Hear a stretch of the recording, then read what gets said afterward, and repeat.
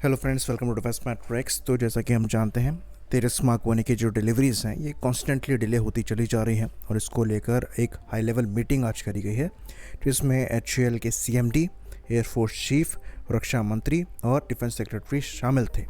यहाँ पर रिव्यू किया गया है डिफरेंट एचएएल प्रोजेक्ट्स को और इसके अंतर्गत तेरस मार्क 1 के भी डेवलपमेंट को रिव्यू किया गया है। तो यहाँ पर जो न्यूज़ आ रही है वो ये है कि एचएएल पर पेनल्टी लगाई जा सकती है। तो ऐसी डील में जनरली लिक्विडेटेड डैमेजेस के क्लॉज होते हैं और डिले में इनको इम्पोज किया जाता है। ये टोटल डील का 10% तक जा सकता है। तो पर एयरक्राफ्ट यहाँ पर चार्जेस जो हैं ये लगाए जाएंगे और ये सेम क्लॉज को यूज़ करते हुए जीई पर भी पेनल्टी लगाई जा रही है। पर इस पेनल्टी को भी एक अलग नज़र से देखा जा रहा है क्योंकि यहाँ पर अल्टीमेटली पेनल्टी आप लगाएं चाहे ना लगाएं, पैसा गवर्नमेंट का ही जा रहा है। तो इस चीज़ को इस तरीके से देखा जा रहा है कि पैसा एक पॉकेट से निकाल कर दूसरे पॉकेट में रख लिया गया है। तो अगर एचएएल पैसा नहीं भी बनाएगा तब भी वो सरवाइव करेगा और किसी की सैलरी कट नहीं होगी, ज़्यादा से ज़्यादा प्रमोशन मिलने में दिक्कत होगी। तो जब तक एकदम स्टेक हाई नहीं होंगे तब तक रिजल्ट आपको मिलेगा नहीं। साथ ही साथ कम्प्लीटली एचएएल की भी यहाँ पर गलती नहीं है। यहाँ पर 10 लीडरशिप बैठी है फैसला लेने के लिए, तो डिसीजन मेकिंग में परेशानी आती ही है। पर यहाँ पर अगर किसी पॉजिटिव चीज़ की बात करें तो एचएएल चीफ ने ये कहा है कि ये इस ईयर तक या फिर इस फाइनेंशियल ईयर के एंड तक करीबन 20 के आसपास तो एयरक्राफ्ट डिलीवर कर ही देंगे। और ये किस बेसिस पर इन्होंने कहा है, क्योंकि जी का प्रॉमिस है कि 20 के आसपास ये इंजन इस फाइनेंशियल ईयर डिलीवर कर देंगे। तो एयर फ्रेम बने हुए हैं, ये चीज़ हम जानते हैं। अभी भी एक पूरा स्क्वाडन जो है ये तैयार है अगर आप एयर फ्रेम की बात करेंगे, लेकिन क्योंकि इंजन यहाँ पर नहीं है और जो दूसरे सर्टिफिकेशन इश्यूज़ हैं वो कंप्लीट नहीं हुए हैं, इसलिए डिलीवरीज नहीं हो पा रही हैं। तो ये गोल तभी पूरा किया जा सकेगा जब पहले एयरक्राफ्ट डिलीवर होना चालू होंगे। तो सितंबर तक सर्टिफिकेशन प्रोसेस अगर सारे कंप्लीट हो जाते हैं और जो कंसेशन एयरफोर्स देने को तैयार है उसमें कुछ एग्रीमेंट बन जाता है, तब जाके इनकी डिलीवरी स्टार्ट होंगी। और हो सकता है शुरुआती डिलीवरीज में 6 से ज़्यादा ही प्लेटफॉर्म डिलीवर किए जाएँ, क्योंकि तब तक एडिशनल इंजन्स भी हमारे पास आ जाएंगे। तो जी का जो प्रॉमिस है उसके अंतर्गत जो डिलीवरीज यहाँ पर स्ट्रीमलाइन होनी है ये लाइकली जुलाई के बाद से होंगी, क्योंकि इस ईयर के सेकंड हाफ में कहा जा रहा था ये चीज़ होने वाली है। तो अभी भी ये देखना बाकी है कि पेनल्टी लगने के बाद ज़्यादा फ़र्क पड़ता है या नहीं पड़ता है।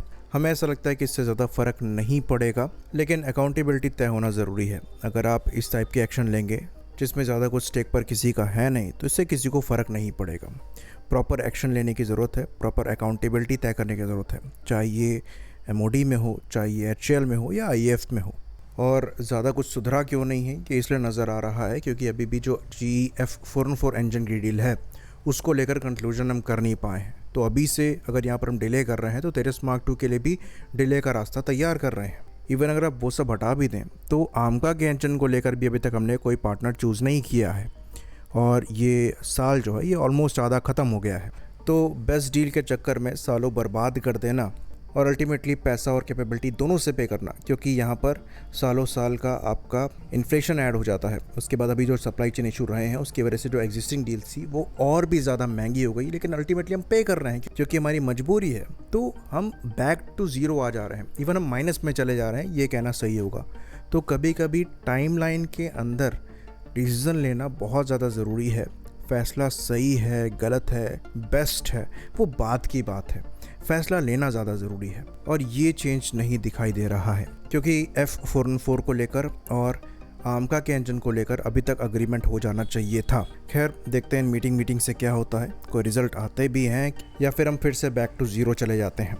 बाकी तेरस मार्क 1 की डिलीवरीज जो हैं ये एब्सोल्यूट नेसेसिटी है आईएफ के लिए। इंडियन एयरफोर्स का गोल है कि एटलीस्ट 40 एयरक्राफ्ट पर ईयर इन्हें सर्विस में इंडक्ट करने हैं, वो भी अच्छे खासे 1 दशक के लिए, तब जाके इनकी रिक्वायरमेंट पूरी हो पाएगी। तो अभी 20 के आसपास तेरस मार्क 1 हमें मिलेंगे और उसके बाद अराउंड 10 से 12 हो सकता है रफाल हम सर्विस में इंडक्ट करना स्टार्ट करें, लेकिन उसके बाद भी 10 से 12 का रूम बच जाता है दूसरे प्लेटफॉर्म्स के लिए।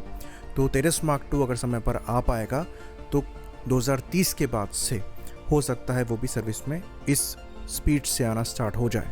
पर ये जो 40 एयरक्राफ्ट पर ईयर का इंडक्शन बताया जा रहा है ये आज से हमें चाहिए, 2030 के बाद से नहीं। और शायद इसलिए 5th जनरेशन ऑल्टरनेटिव्स को देखते हुए भी यहाँ पर चर्चाएं चल रही हैं Su-57 को लेकर भी।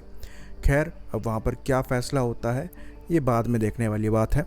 अगेन एचएएल का ही वहाँ पर ऑफर रहेगा। अब आईएएफ उसके साथ आगे जाती है या नहीं जाती है ये समय बताएगा। आई होप इन्फॉर्मेशन यहाँ पर क्लियर रही हो। इसी बात पर इस वीडियो को हम ख़त्म करेंगे। लाइक करिए, सब्सक्राइब करिए। जय हिंद।